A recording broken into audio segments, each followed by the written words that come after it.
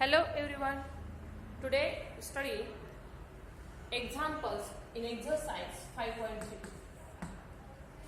Last lecture we see examples in exercise 5.3. Question number 9 पर्यंत आपण काही examples पाहिले. Next we see question number 10. Question मी परत वाचते पहा. Find the equations of lines which contain the point A 1 3 and the sum of whose intercepts on the coordinate axis is a 0. काय given आहे? एक पॉइंट दिले. लाईनचे equation तर काढायचं आहेच. लाईनसाठी इक्वेशन काढण्यासाठी आपल्याला काय माहिती पाहिजे? एक पॉइंट दिलेला आहे, आणखीन एक पॉइंट किंवा स्लोप. मात्र यामध्ये काय दिलेलं आहे? Sum of the coordinate axis, sum of the intercepts on the coordinate axis, that is intercepts आपण काय म्हणूया? Suppose intercepts of a line are A and B, where A is the x intercept and B is a y intercept.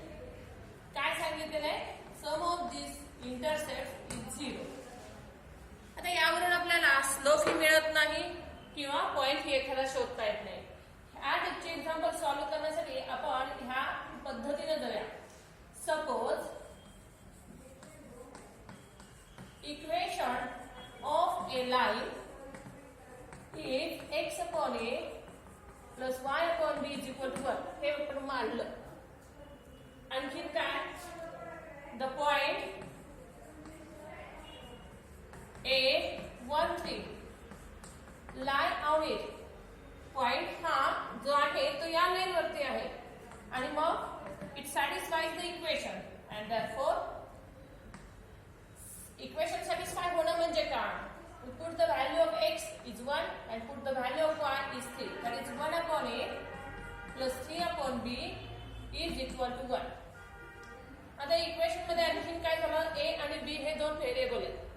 एक equation दोन variable solve होत नाही. मात्र a आणि b याच्यामध्ये सिंप्लिफिकेशनला आणखीन काय तुम्हाला दिले? Given that a plus b is equal to 0 and therefore a is equal to minus b. a ची व्हॅल्यू काय पुट करू शकतो आपण? Minus b. Therefore 1 upon minus b plus 3 upon b is equal to 1. Denominator same आहे का नाही? हा same करण्यासाठी आपण काय करूया? हा मायनस साइन न्यूमरेटरला डिफाइन केला. Minus 1 plus that is minus 1 upon b plus 3 upon b is equal to 1 and therefore denominator same आहे. numerator ची बेरीज केली minus 1 plus 3 is equal to 1, that is 2 upon b is equal to 1 and therefore b is equal to 2. b is equal to 2 मिळाला. b ची value 2 मिळाली तर a बरोबर काय मिळेल? a is equal to minus b, a is equal to minus 2 and hence equation of line. आणि यामुळे equation काय तयार झालं? x अपॉन a ची किंमत पुट करा -2 प्लस y अपॉन b ची व्हॅल्यू आहे 2 इज इक्वल टू 1. सिंप्लिफाय करा. हे 2x minus 2y is equal to -4, that is x minus y is equal to -2, that is x minus y plus 2 is equal to 0 is a required equation of line having point 1 3 and sum of the intercepts made by this line on the coordinate axis is a 0. याच प्रकारचा question number आहे 11. यामध्ये बदल काय आहे तो मी तुम्हाला वाचून दाखवते पहा. Find equations of line containing the point a 3 4. Point दिलेला आहे आणखी and making equal intercept. That is a आणि b हे जर इंटरसेप्ट असतील तर ते कसे आहेत? इक्वल आहेत. सेम याच प्रकारचं एक्झाम्पल आहे. काय काय वेगळं आहे बघा.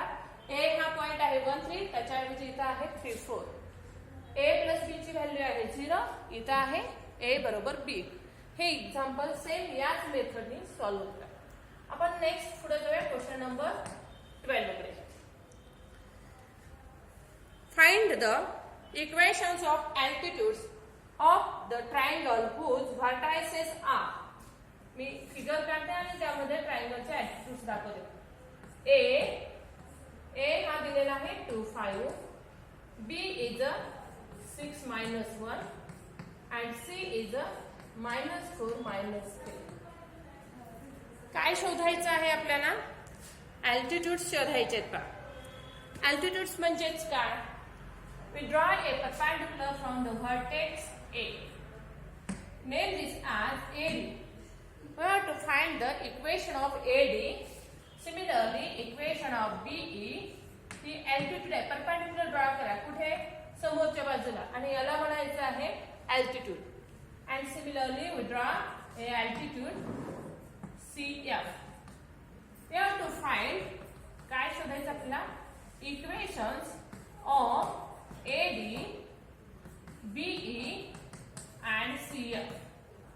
आपण हे 3 इक्वेशन्स शोधणार आहोत आणि हे त्याच्या पुढचा एक एक्झाम्पल आपण इथं सॉल्व्ह करणार. या इक्वेशन्स काढण्यासाठी आपल्याला काय काय माहिती पाहिजे? ए माहिती आहे, ए चे कोऑर्डिनेट्स माहिती आहेत, डी चे कोऑर्डिनेट्स काढणं इथं काढता येणार नाही. तर आपण काय करूया? डी चे कोऑर्डिनेट नाही, मात्र एडीचा स्लोप मिळवण्यासाठी आपण काय काढूयात? पहिल्यांदा एडी हा कसा आहे? बीसी ला परपेंडिक्युलर आहे. आणि मग बीसी चा स्लोप मिळाला की आपण स्लोप काढू शकतो एडीचा. तो कसा?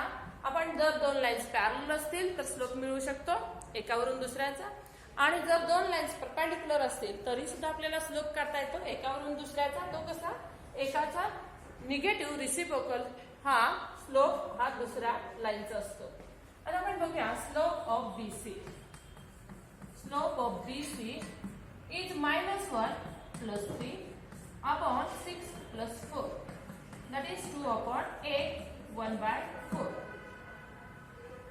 -1 y2 - y1 upon x2 - x1. 6 + 4 is a 10 1/5. BC चा मिळाला आहे. therefore BC is perpendicular to AD and therefore slope of AD is a negative reciprocal of slope of BC. That is -5 is the slope of AD. AD चा slope मिळवला. A चे coordinates माहिती आहेत and therefore equation of AD is given by y - 5 y - y1 is equal to slope m into x minus x1. Y minus 5 is equal to minus 5x plus 10. And therefore 5x plus y minus 15 is equal to 0 is equation of AD. Similarly, अगदी याच प्रकारे आपण शोधणार आहोत equation of be आणि CF. हे कोण आहेत? अल्टिट्यूड्स. आपण काय शोधले? Equation of altitude AD. Next याच पद्धतीने आपण शोधणार आहोत इक्वेशन ऑफ बीई. बी चे कोऑर्डिनेट्स तुम्हाला माहिती आहेत. स्लोप ऑफ पहिल्यांदा आपण शोधूया. Slope of AC is y2 - y1 that is 5 minus 3 that is 5 plus 3 upon x2 - x1 that is 2 plus 4 that is 8 upon 6. 4/3 is the slope of AC. AC is perpendicular to BE and therefore slope of BE is negative reciprocal. That is -3/4 is the slope of BE and therefore equation of BE is given by slope point form. Y minus y1. y1 कुणाला घ्यायचा आहे? तर हा B हा point या line वरती आहे BE या आणि म्हणून B चे कोऑर्डिनेट्स घ्या. हे x1 y1 त्यापैकी y1 आहे -1 y minus y1 that is y plus 1 is equal to slope आहे -3/4 into x minus x1. Simplify करण्यासाठी आपण डिनॉमिनेटरच्या या 4 ने या टर्मला that is 4y plus 4 is equal to -3x plus 18. 3x plus 4y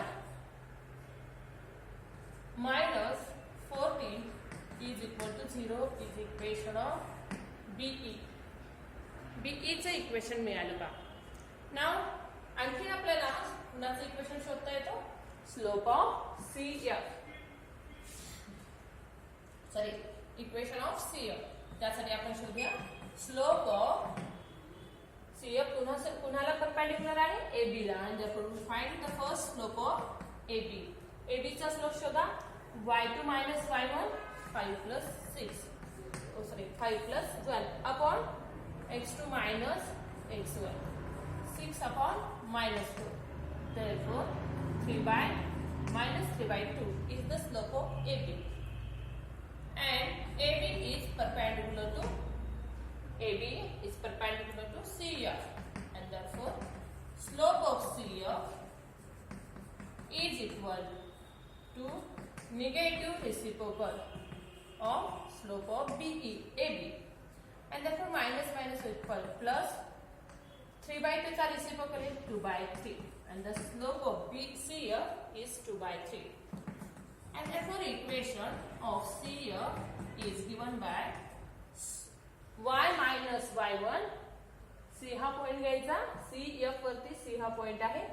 y plus 3 is equal to 2 by 3 into bracket x minus x1 that is 4x plus 4. 3y plus 9 is equal to 2x plus 8. 2x minus 3y minus 1 is equal to 0 is the equation of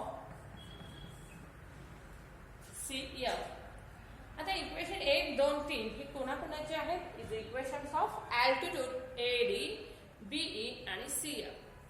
आणखी एक question यामध्ये आपल्याला मिळणार आहे तो म्हणजेच question number 14. काय आहे पहा. फाइंड द यामध्येच आपण तयार करू.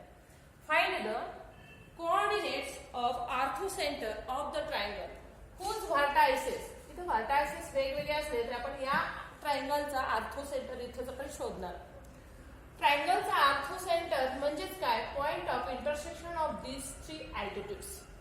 ह्या तिन्ही अल्टिट्यूडचा पॉइंट ऑफ इंटरसेक्शनला ऑर्थोसेंटर असं नाव देतात. ऑर्थोसेंटरचे कोऑर्डिनेट्स काढण्यासाठी आपल्याला ती 2 अल्टिट्यूडची इक्वेशन सॉल्व्ह करावी लागतील. अल्टिट्यूडची इक्वेशन सॉल्व्ह करण्यासाठी आपण कोणतेही 2 अल्टिट्यूड्स घेऊयात. पहा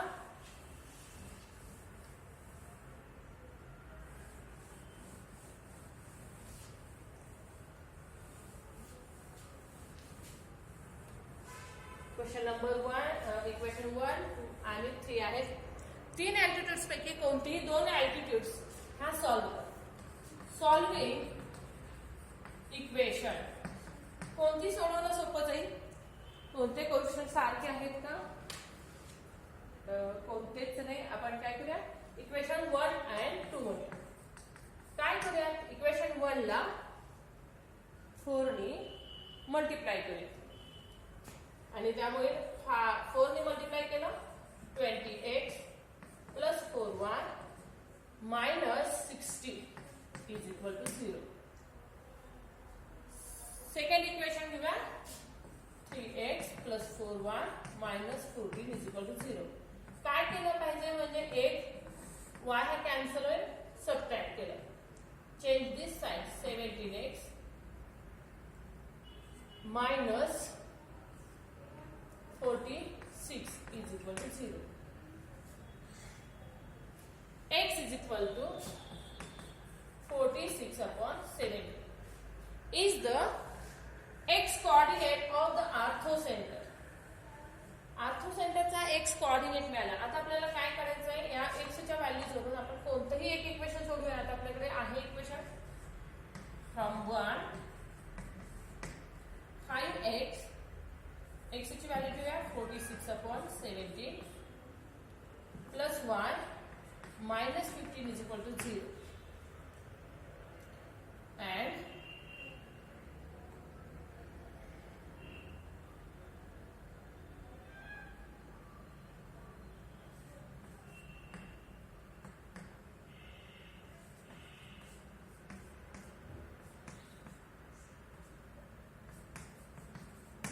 y is equal to बेरीज करूया 230 minus